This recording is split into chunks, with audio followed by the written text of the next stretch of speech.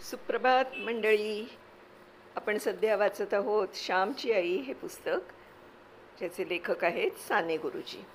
तर आज आपण वाचणार आहोत रात्र 16वी, त्या दिवशीची गोष्ट. नाव आहे तीर्थयात्रार्थ पलायन. सिंहस्तात, नाशिकला आणि कन्यागतात वाईला मोठी पर्वणी येते. त्यावेळेस उत्तरेकडची गंगा, दक्षिणेकडची गोदावरी आणि कृष्णा यांना भेटावयास येते, अशी गोड कल्पना आहे. आपल्या भारतवर्षात निसर्गाला सुद्धा कोमल भावना दिल्या आहेत. निसर्गाला मानवी कुटुंबातला बनविला आहे. दूरदूरच्या नद्याही आपले एकत्व ओळखून एकमेकांना भेटावयास येतात. मग माणसांनी भेद का विसरू नये? हा महाराष्ट्रीयन, हा गुजराती, हा बंगाली, हा मद्रासी, हा पंजाबी, हा परदेशी, असे प्रांतिक भेद आपण व्यवहारात किती आणतो. परंतु आपल्या थोर पूर्वजांनी सर्व भारताचे ऐक्य नाना रीतींनी आपल्या मनावर ठसवण्याचे प्रयत्न केले आहेत. स्वतःचे स्वतंत्र अस्तित्व राखूनही मधुर मिलन करता येते. गंगा सागराला मिळालेली आहे आणि तिला स्वतंत्र अस्तित्व आहे. भेदात अभेद राहणे पाहणे ही पूर्वजांची थोर दृष्टी होती. त्या वर्षी कन्यागत असल्यामुळे वाईला हजारो स्त्री पुरुष यात्रेला जात होते. आमचा लहानसा पालगड गाव वाईपासून किती दूर, परंतु आमच्या गावाहून बैलगाड्या करून कितीतरी लोक जात होते. माझे एक चुलत आजोबा, माझ्या आईचे चुलते, त्यांच्या पत्नी आणि इतर माफ करा, गावातली बरीच मंडळी जाण्याचं ठरत होतं. चांगल्या 10-12 गाड्या एकदम निघणार होत्या. पालगड ते खेड आणि खेड ते चिपळूण असे मुक्काम करीत त्या गाडी जाणार होत्या सगळ्या. वाटेत रानात उतरावं, नदीकाठी मुक्काम करावा, पिठलं भात खावा, जेवावं, पुढे जावं, असं करीत मंडळी जाणार होती. अशा प्रवासात खूप मजा येते. मोटारीने धावपळ करीत जाण्यात आपण सृष्टीशी एकरूप होत नाही. सृष्टीमाईजवळ 1 मिनिट उभं राहावं आणि जावं, त्यात काय आनंद. आईच्या मांडीवर लोळावं, तिच्याजवळ बसावं, खेळावं, यातील सुख त्याचं वर्णन का करता येईल? निसर्ग ही आपली माताच. त्या मातेला भरभर पाहण्यात काय अर्थ? तिच्याजवळ घटका घटका राहूया. या बैलगाड्यांच्या प्रवासात फार मौज असते. रात्रीच्या वेळी तर फारच आनंद. शांत वेळ असते. झाडांमधून वरचे तारे आणि चंद्र मधून मधून डोकावत असतात. बैलांच्या गळ्यातील घंटांचा आवाज रात्रीच्या वेळी किती गोड वाटतो. आणि मध्येच एखादा वाघ रस्त्यात दिसावा, त्याचे ते आगीसारखे ताऱ्यांसारखे डोळे हाकारे करावे, वाघ पुन्हा जंगलात शिरावा. त्या बैलगाड्यांच्या प्रवासात हे सारे अनुभव मिळत असतात. लहानपणी माझ्या ठिकाणी भक्ती फार असल्यामुळे मलाही वाटलं की आपणही वाईस या सर्वांबरोबर जावं. मी आईच्या पाठीमागे लागलो होतो, परंतु माझं कोणी ऐकेना. मला फार वाईट वाटलं. मी आईला म्हटलं, आई जाऊ दे ना मला, मी वाटेत हट्ट करणार नाही, खोल पाण्यात जाणार नाही. तात्या म्हणजे माझे चुलत आजोबा सांगतील तसा वागेन. भाऊंना म्हणजे वडिलांना सांग ना, म्हणजे ते नाही म्हणणार नाहीत. आई, त्या पोथीत स्नानाचं महत्त्व आहे म्हणून मी माघ स्नान, कार्तिक स्नान सारं केली ना. मला गंगेचं स्नान करून येऊ दे ना. तुझा मुलगा पुण्यवान नको का व्हायला? आई म्हणाली, श्याम, अरे आजच्याने काय झाले? तू पुढे मोठा हो आणि जा गंगा गोदाईला भेटायला. आज आपण गरीब आहोत. नाही म्हटलं तरी 5-6 रुपये तुझ्याकरता द्यावे लागतील. कुठून आणायचे बाळ पैसे? आईबापांची आज्ञा, हीच तुझी कृष्णा आणि हीच गंगा. पुंडलिक आईबापाचे पाय सोडून समोर देव आला तरी उठला नाही. तो त्यांचे पाय चेपीत बसला. खरं ना? परंतु मी म्हटलं, आई, ध्रुव तर आईबाबांना सोडून गेला. पुराणात 2ही प्रकार आहे. आई, पुढचं कोणी पाहिलं आहे? चांगलं करावयाचं मनात आलं की लगेच करावं, त्याला वेळ बघत बसू नये, असं त्या सत्यनारायणाच्या कथेत नाही का? आई, जाऊ का गं? तात्यांना सांगितलं तर ते मला फुकटसुद्धा नेतील. ते का पैसे मागतील? आई म्हणाली, अरे ते पैसे घेणार नाहीत हा त्यांचा मोठेपणा, परंतु असे आपण ओशाळपणे जावे का? दुसऱ्यावर बोजा घालावा का? दुसऱ्यांच्या जीवावर देवाची पूजा नाही करता येत. दुसऱ्यांनी लावलेल्या आणि वाढवलेल्या फुलझाडांची फुलं तोडून देवाला वाहण्यात काय रे स्वारस्य? स्वतः श्रमावे, स्वतः मिळवावे आणि देवाला अर्पण करावे. जायचे असेल तर पायी जा. आहे ताकद? मी म्हटलं, आई, मी दमून जाईन, 6 कोस चालेन, परंतु पुढे? आणि गाड्या पुढे निघून जातील, मला सोबत. मला भीती वाटेल आणि गाड्यांबरोबरच चालत जाणे म्हणजे त्यांना लाजवणे. ते मग मला गाडीत घेतीलच. त्यांना तर मी पायी येत आहे हे कळता कामा नये, परंतु त्यांची सोबत तर हवी.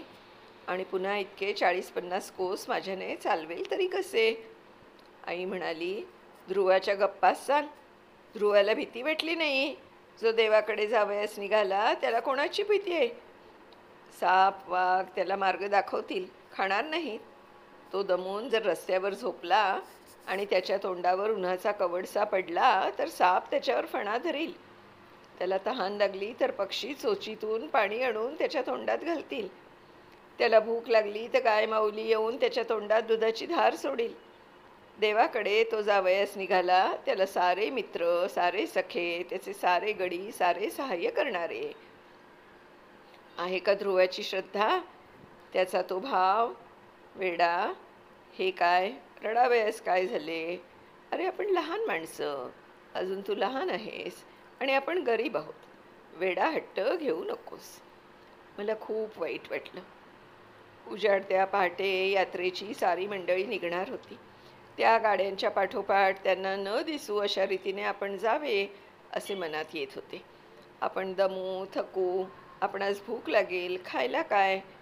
नाना शंका मनात येत होत्या. पाणी प्यावं आणि झाडाचा पाला ओरबाडून खावा. बकरी पानांवर जगते तसं आपण जगू.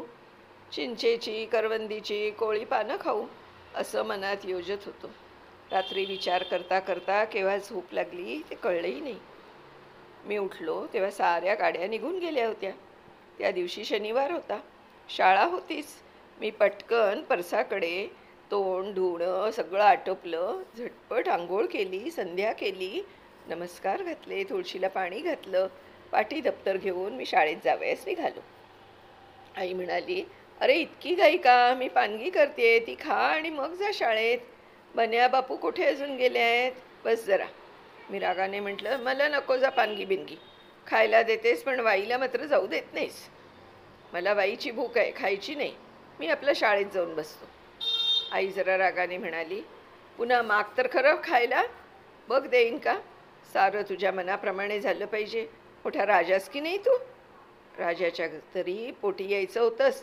पिकाराच्या घरात जन्मून राजाची आईट्रे कशी चालणार? चांगली पानगी देते, ती नको म्हणतो. दुपारी पण नको जेऊस, खायची भूक नाही म्हणे.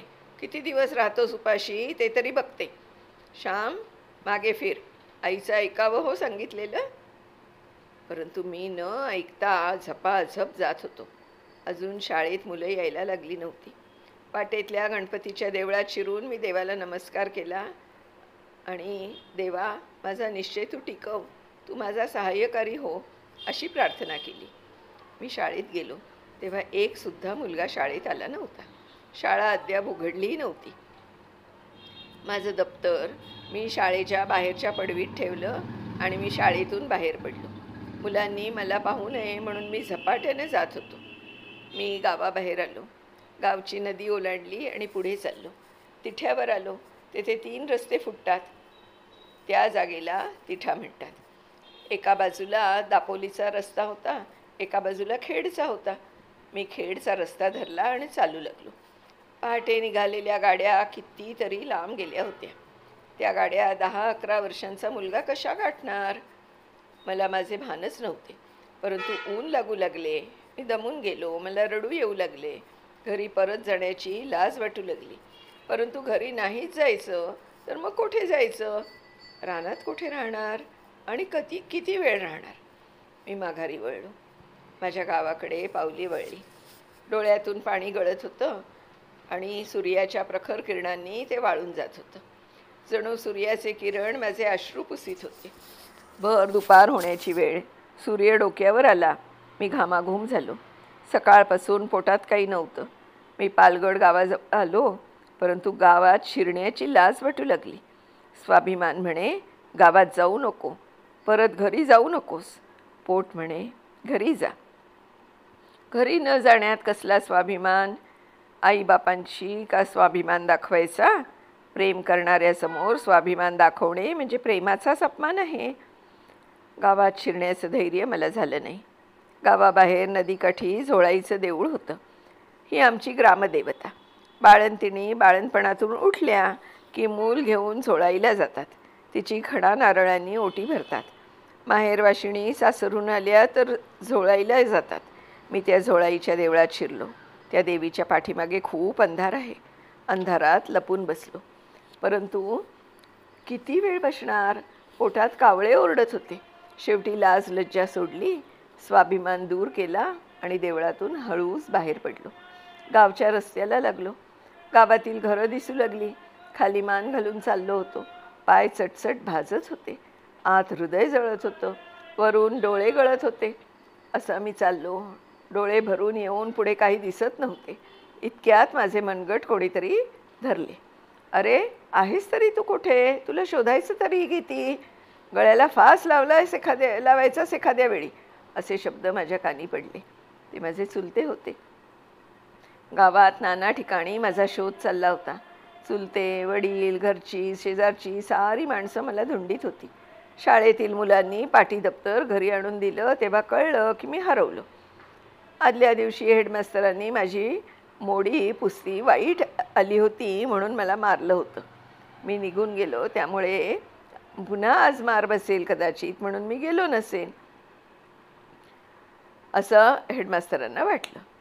ते हेडमास्तर फार मारकुटे होते. निगडीच्या काठ्यांच्या भाराच्या भारा ते शाळेत आणून ठेवीत आणि मुलांना गुरासारखे सोडवीत. छत्रीच्या लोखंडी काडीने सुद्धा मुलांच्या उपड्या हातावर, बोटांच्या पेऱ्यांवर ते मारीत. ते गांजा उडीत असत आणि तर्र होऊन येत असत. त्यांची बदली व्हावी म्हणून देवाला आम्ही नवस करीत होतो. मी पळून गेलो. अर्थात त्यांना वाईट वाटलं. आपल्या मारण्यामुळे हा परिणाम झाला असं त्यांनी मनात घेतलं. ते जरा घाबरले. या श्यामनं विहिरीत जीवबीव तर नाही ना दिला, अशी त्यांना धास्ती वाटली. शाळा सुटल्यावर वडील जेव्हा चौकशी करू लागले तेव्हा वर्गातील मुलांनी आदल्या दिवशीच्या पुस्तीबद्दलच्या माराची हकीकत सांगितली. वडिलांना वाटलं की मी माराला भिवूनच पळालो. वडील पहाटे उठवून मला घरी खरडे घासायला आणि कित्ता गिरवायला लावीत असत. अक्षर सुधारण्याचे प्रयत्न मी करत होतो. मास्तरांनी उगीच श्यामला इतकं मारलं. पोरगा कुठे गेला? आता काही कमी जास्ती झालं तर, न व्हावं ते झालं तर, असे शेजारी म्हणू लागले. वडील हेडमास्तरांच्याकडे गेले आणि त्यांना पुष्कळ टाकून बोलले. हेडमास्तर म्हणाले, आजपासून तुमच्या मुलाला 4 बोटेही लावणार नाही. म्हणजे तर झाले ना, तुमची मुलं चांगली व्हावी म्हणून लावतो हात. मला त्यात काय मिळायचे आहे? तुमच्या मुलाला काठी म्हणून लावणार नाही बरे भाऊराव. परंतु वडील म्हणाले, पुन्हा लावणार नाही, परंतु आधी साबडू तर दे खरा. घरात जेवणं तशीच राहिली होती. आईच्या मनात मी वाईला जाण्यासाठी तर नाही ना पळून गेलो अशी शंका आली. परंतु तिने ती बोलून दाखवली नाही. तिला ते शक्य वाटलं नाही. चुलत्यांनी माझी बकोटी धरून आणलं. रस्त्यात मुलांची गर्दी. चोराला पाहायला जसे लोक जमतात ना, तसे मला पाहायला मुलगे जमले. वाटेत वडीलही भेटले. जा रे आपापल्या घरी, का तमाशा आहे? वडील मुलांना रागाने बोलले आणि मुलं निघून गेली. वडील माझ्यावर रागवले नाहीत, काही नाही. ती वेळ रागे भरण्याची नव्हती. मी दमलो होतो. घरी येऊन अंथरुणावर पडलो. थोड्या वेळाने वडील आले आणि म्हणाले, श्याम उठ बाळ. पुन्हा नाही हो मास्तर मारणार. अरे, मास्तरांनी मारले तर असे पळून का जावे? आमच्या वेळेस तर घोडीवर सुद्धा चढवीत. मुलाला उलटे टांगून खालून मिरच्यांची धुरी घालीत आणि वर छड्या मारीत. मारायला भिवून कसं चालेल? मास्तर मारणारच. मारणार नाही तो कसला मास्तर? उठ, हातपाय धु. तोंड बघ कसे झाले आहे, कोकंब्यासारखे लाल. पाड ग त्याचे पान आधी. मी उठलो, हातपाय धुतले. माझ्या पळण्याचे निमित्त परस्पर मास्तरांवर गेलेले पाहून मनात जरा बरं वाटलं. मारण्याचे आता कमी करतील असं वाटलं. माझ्यामुळे ते जपून वागतील आणि इतर मुलांनाही मारलंस तर बेताने मारतील असे मनात येऊन आनंद झाला. इतर मुलांवर मी केवढा उपकार केला असे वाटले. ती मुलं माझे आभार मानतील असे वाटले. बाजीरावाच्या पळण्याने मराठ्यांचं स्वराज्य गेलं, परंतु श्यामच्या पळण्यानं वर्गाला स्वराज्य अगदी पूर्ण जरी नाही तरी वसाहतीचं तरी मिळालं. आणि हे सारं श्यामच्या ध्यानीमनी नसताना मी का पळून गेलो होतो ते 3 जणांना माहीत होतं, मला, आईला आणि देवाला. शनिवार असल्यामुळे दुपारची शाळा नव्हतीच. मी जेवून पुन्हा निजलो. खूप दमलो होतो आणि ऊनही सडकून लागलं होतं. तिने सांज होऊन दिवे लागण्याची वेळ झाली तरी मी झोपलेलाच होतो. आई माझ्या अंथरुणाजवळ आली. ती माझ्याजवळ बसली. तिनं माझ्या कपाळाला हात लावून पाहिलं. तिनं हाक मारली, श्याम. मी डोळे उघडले. आईनं अंगावर हात ठेवला होता. ती वात्सल्यानं म्हणाली, श्याम, बरं नाही का वाटत? अंग दुखते? मी सांगितले, तरी ऐकले नाहीस. असं म्हणून आई माझे अंग चेपू लागली. मी माझे डोके एकदम आईच्या मांडीवर ठेवले आणि रडू लागलो. माझे रडणे आवरून मी आईला म्हटले, आई, मी तुझं ऐकलं नाही. असं पळून गेलो म्हणून तू रागावलीस होय? मास्तरांनी मारलं म्हणून नाही हो मी पळालो? तू नाही का एखाद्या वेळी मारीत मला म्हणून पळतं का कोणी? भाऊंना वाटलं मी त्यासाठी पळालो. तू काल म्हणालीस जायचे तर पायी जा, आहे ताकद? आई, मी पायी जाऊ पाहत होतो, परंतु माझ्या शक्तीपलीकडचं आहे ते. मी काय करू पाहत होतो? कोठे बाळ ध्रुव आणि कोठे तुझा शेमडा श्याम? आई, तुझ्या श्यामवर रागावू नकोस. तुझा श्याम आतताई हट्टी आहे. मनात येईल ते तो करू बघतो, पण असा फसतो आणि मग रडतो. तू नाही ना रागवलीस? तुझे न ऐकता आणि तुला न सांगता पळून गेलो म्हणून नाही ना रागवलीस? सांग आई, सांग. नाही म्हण. माझे तोंड कुरवाळून आणि माझे डोळे पुसून आई म्हणाली, श्याम, मी का रागावेन? मला रागही नाही आला आणि तू पळून गेलास म्हणून वाईटही वाटलं नाही. तुझ्या काळजीमुळे वाईट वाटलं. तू लहान, तुझं कसं होईल यामुळे डोळे भरून येत होते. मी काल तसं बोलले. माझे शब्द कारण म्हणूनही वाईट वाटत होतं, परंतु तू पळून गेलास हे फार वाईट केलंस असं मनात येऊनसुद्धा वाईट वाटलं नाही. श्याम, तू वाईट गोष्टीसाठी थोडाच पळून जात होतास. परवा गावातला कुणाचासा मुलगा नाटक कंपनीत जाण्यासाठी पळून गेला. तसा का तू पळून जात होतास? तू देवासाठी पळून जात होतास, गंगेच्या स्नानासाठी पळून जात होतास. तुला मी कशी रागावू? बाळ, तुझा मला अभिमानच वाटेल. माझा श्याम पळून गेला तर देवासाठी गेला असं मी अभिमानाने सांगेन. श्याम, एक लक्षात ठेव. तुझ्या आईचं एक वाक्य कायम लक्षात ठेव. चोरी चहाडीकडून पळू नकोस. वाईट संगतीसाठी पळू नकोस. भीतीनं पळू नकोस. देवासाठी पळून गेलास तर जा. साऱ्या संतांनी तेच केलं. देवासाठी माझा मुलगा पळून जावा अशी मी प्रार्थनाही करीन बरं. तर मंडळी, अशी ही 16वी रात्र. असा श्याम पळून गेला, पण त्याच्या आईला कशासाठी वाईट वाटलं की तिच्या बोलण्यामुळे त्याला असं जावंसं वाटलं न सांगता, म्हणून तिला वाईट वाटलं. पण देवासाठी जातोय म्हणून ती त्याच्यासाठी प्रार्थना करायलाही तयार होती. तर अशी ही श्यामची आई. उद्या मंडळी आपण पुढच्या रात्रीची गोष्ट ऐकणार आहोत. तोपर्यंत बाय बाय.